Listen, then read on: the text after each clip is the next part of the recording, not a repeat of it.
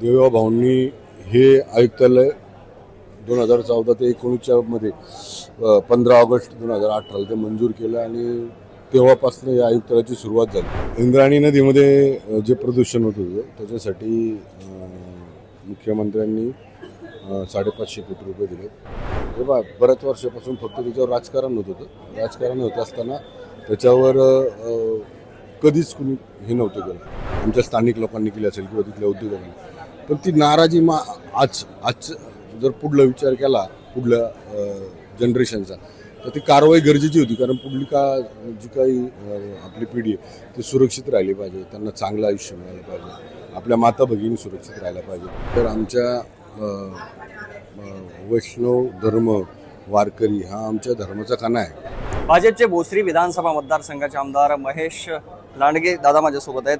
दादा, एक पिंपरी चिंचवडच्या दृष्टीने महत्त्वाचा प्रश्न एक मार्गी लागलेला आहे. त्यासाठी किती पाठपुरावा गेला आणि कशा पद्धतीने ही प्रोसेस पुढे गेली? पोलीस आयुक्तालयाबद्दल बोलतोय. पोलीस आयुक्तालयाबद्दल तसं पाहिलं तर खऱ्या अर्थानं आपण सगळ्यांनी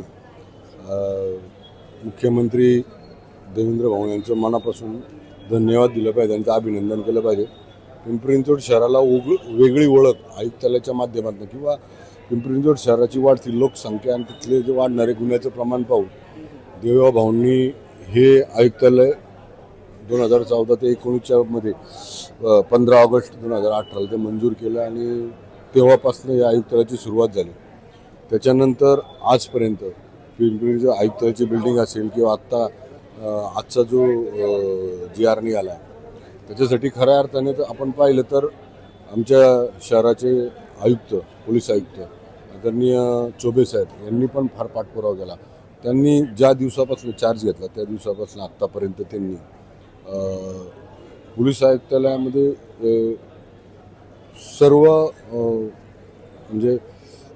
सर्व दृष्टीनं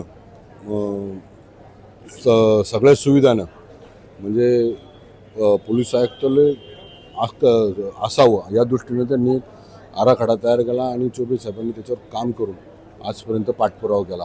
मग ते प्रत्येक ह्याच्यात त्यांनी सरकारच्या माध्यमातून मुख्यमंत्री म्हणून देवराव भाऊंनी तर प्रत्येक पोलीस आयुक्तालयाच्या संदर्भामध्ये जागेपासून तर नव्या वास्तूची इमारत होतोपर्यंत सगळ्या ह्याला देवराव भाऊंनी एकदम सकारात्मक उत्तर. इंद्रायणी नदी पुनर्जीवन प्रकल्पाला देखील मान्यता मिळाली आहे.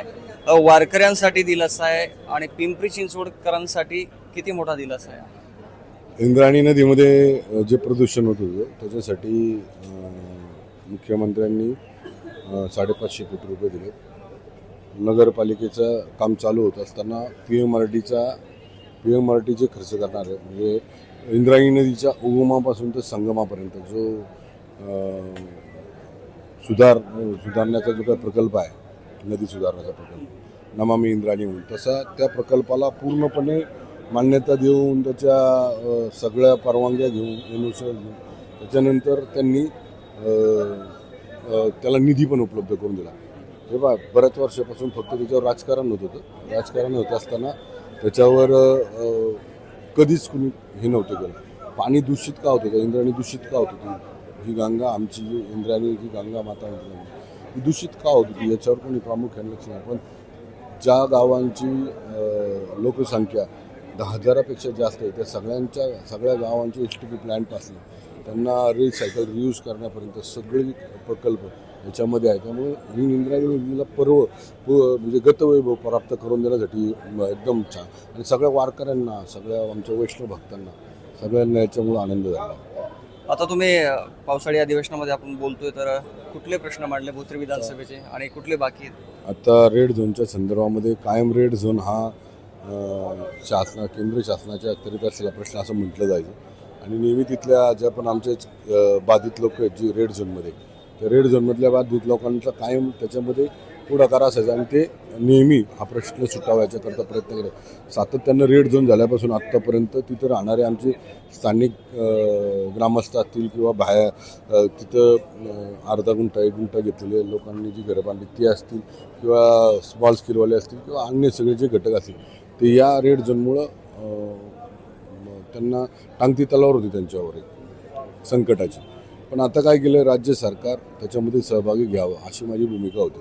तर राज्य सरकार त्याच्यामध्ये आता या सगळ्याचा अहवाल जमा करून केंद्र शासनाकडे स्वतः राज्य सरकार पाठपुरावा करणार या लोकांच्यासाठी जे आपल्याला टॅक्स देतात महापालिकेमध्ये, जे आमचे भूमिपुत्र आहेत, त्यांच्या जागा आहेत, त्यांना म्हणजे विकास करता येत नाही, त्यांना त्यांच्या कुठलाही उद्योगधंदा करता येत नाही, त्याच्याकरता एक अहवाल तयार करून राज्य शासनाकडनं संरक्षण मंत्र्याकडे बैठक लावून स्वतः मुख्यमंत्री याच्यामध्ये लक्ष घालणार आहेत आणि लवकरच 1 महिन्याच्यात अहवाल तयार करण्यासंदर्भातली आदेश मुख्यमंत्र्यांनी त्या ठिकाणी दिलेले आहेत. महाराष्ट्रातील कानाकोपऱ्यातील लाखो वारकऱ्यांचं लक्ष ज्या वारीकडे असतं, ती वारी आता 7-8 तारखेला प्रस्थान होईल तुकोबराय आणि ज्ञानेश्वर महाराजांच्या पालखी सोहळ्याचं.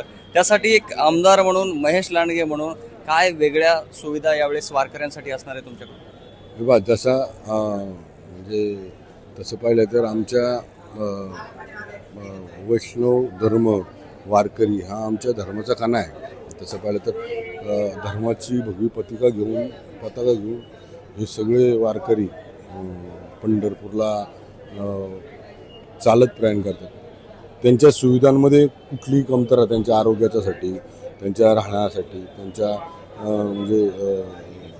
जेवणासाठी ज्या सुविधा करता येईल, म्हणजे त्यांना रस्त्याला जाताना कुठली अडचण होऊ नये, त्यांना पाणी पिण्यासाठी मिळावं, पाणी स्वच्छ मिळावं, त्यांचं आरोग्य सुरक्षित राहावं, याच्यासाठी जे करता येईल ते राज्य सरकारच्या माध्यमातून, स्थानिक स्वराज्य संस्थेच्या माध्यमातून आम्ही कायम करत आलो आहे आणि इथून पुढेही करणार. आता अजून काय निर्मल वारी म्हणून आमच्याकडनं निर्मल वारीच्या माध्यमातून आम्ही ज्या पण काही सुविधा पुरवता येईल त्या पुरवण्याचा प्रयत्न आम्ही राज्य सरकारकडनं करतो. स्वतः आम्ही सगळेजण त्या परिसरात, मी त्या परिसरातला आमदार असल्यामुळं, लोकप्रतिनिधी असल्यामुळं मला तिथले बऱ्यापैकी प्रस्थानापासून जे काही पंढरपूरला जास्त तोपर्यंत मला सगळ्या त्या ठिकाणच्या काही मागं आलेल्या वारकऱ्यांच्या काही समस्या असतील, अडचणी असतील, त्या सगळ्या सोडवण्यासंदर्भात ते माझे संपर्क करत असतात. त्यामुळे मी प्रत्येक वेळेस त्याच्यात बदल करत आता मागच्या वेळेस त्याच्या अगोदर बऱ्यापैकी निर्मल या वारीच्या माध्यमातून सगळ्यांना स्वच्छ असं वातावरण त्याच्यामध्ये सापडेल अशा प्रकारचं काम. तुमच्या मतदारसंघातील अतिक्रमण कारवाईची चर्चा राज्यभर होत असते. दादा, इतकी महत्त्वाचे होते का ते अतिक्रमण? आता अलीकडच्या काळात जी काही कारवाई झाली ते काही त्याच्यामध्ये मस्जिद होत्या आणि काही मंदिर सुद्धा होते, तर हे दोन्ही पाडण्यात आलं, किती महत्त्वाचं होतं?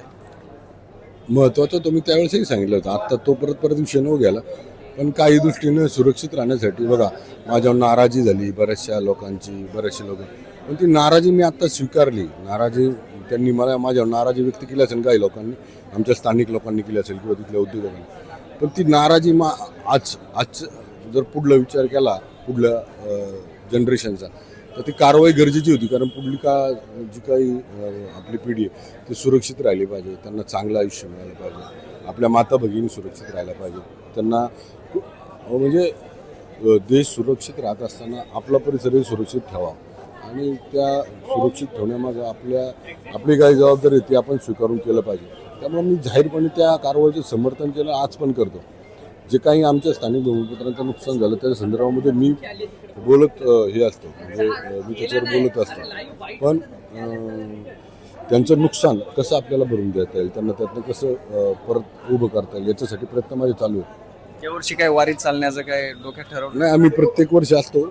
एकादशी दिवशी जातो तिथं आम्ही दर्शन घ्यायला माऊलींचं, तुकाराम महाराज पांडुरंगाचं. नक्कीच. तर हे होते भाजप आमदार महेशदादा लांडगे, ज्यांनी आपल्या मतदारसंघातील प्रश्न असतील आणि प्रामुख्याने पिंपरी चिंचवडचा जो पोलीस मुख्यालयाचा जो प्रश्न होता तो आता निघालेला आहे. त्यानंतर लाखो वारकऱ्यांसाठी अत्यंत महत्त्वाचा असलेला इंद्रायणी नदी पुनरुज्जीवन प्रकल्प हा देखील मंजूर झालेला आहे. त्यामुळे त्यांनी त्यांच्या मतदारसंघातील इतर प्रश्न असतील आणि ज्या काही घडामोडी असतील याच्यावर आपलं मत व्यक्त केलेलं आहे. विष्णू साना, प्लेट्सअप मराठी, मुंबई.